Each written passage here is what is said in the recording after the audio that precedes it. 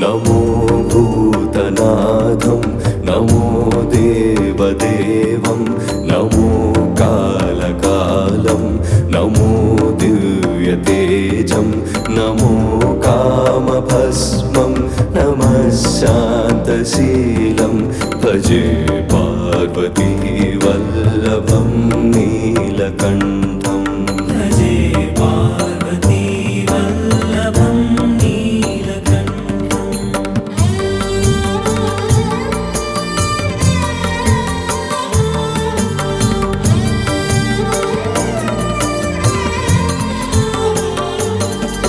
सदा तीर्थसिद्धं सदा भक्तरक्षं सदा शैवपूज्यं सदा शुभ्रभस्मं सदा ध्यानयुक्तं सदा ज्ञानकल्पं भजे पार्वती वल्लभं नीलकण्ठम् भजे पार्वती वल्लभं नीलकण्ठम्।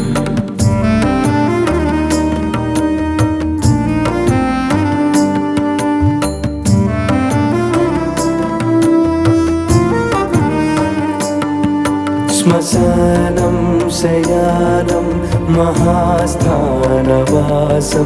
शरीरं गजानां सदा चर्मवेष्टं पिशाचं निशोचं पशूनां प्रतिष्ठं भजे पार्वती वल्लभं नीलकण्ठम् भजे पार्वती वल्लभं नीलकण्ठम्।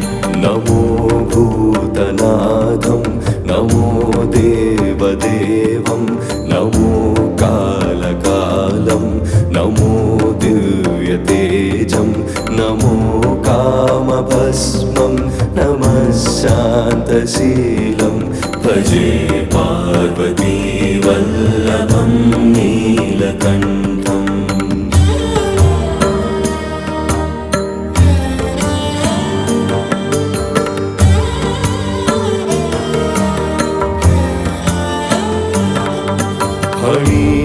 फणिनागकण्ठे भुजङ्गाद्यनेकं गळेरुण्डमालं महावीरशूरं कटिव्याघ्रचर्मं चिताभस्मलेपं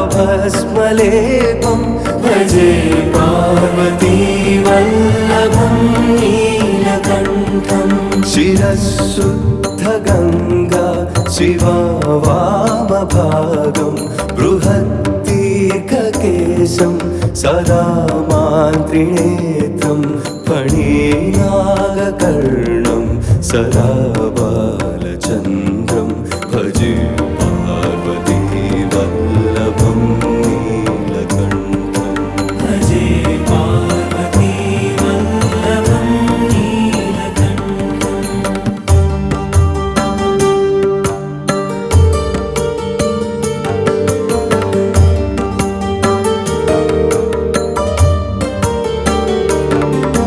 करे शूलधारं महाकष्टनाशं सुरेशं वरेशं महेशं जनेशं सुलेशामलेशं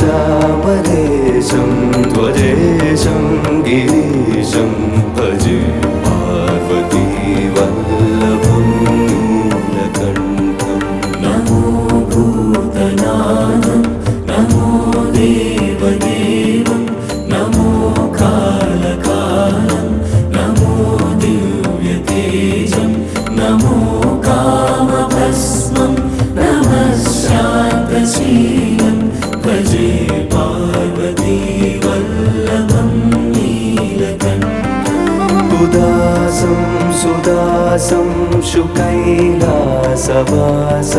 धरानिर्धरं संस्थितं यादिदेवम् अजाहेमकल्पद्रुमं कल्पसेव्यं भजे पार्वती वल्लभं नीलकण्ठम् भजे पार्वती वल्लभं नीलकण्ठम्।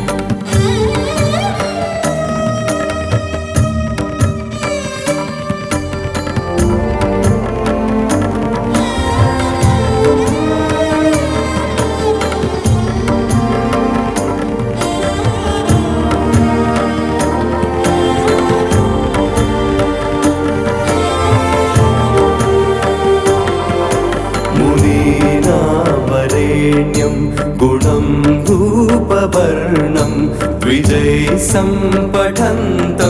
शिवं वेदशास्त्रम् अबोधीनवत्सं कृपालं महेशं भजे पार्वती वल्लभं नीलकण्ठम् भजे पार्वती वल्लभं नीलकण्ठं सदा भावनाथं सदा सेव्यमानं सदा भक्तिदेवं सदा पूज्यमानं मया तीर्थवासं सदा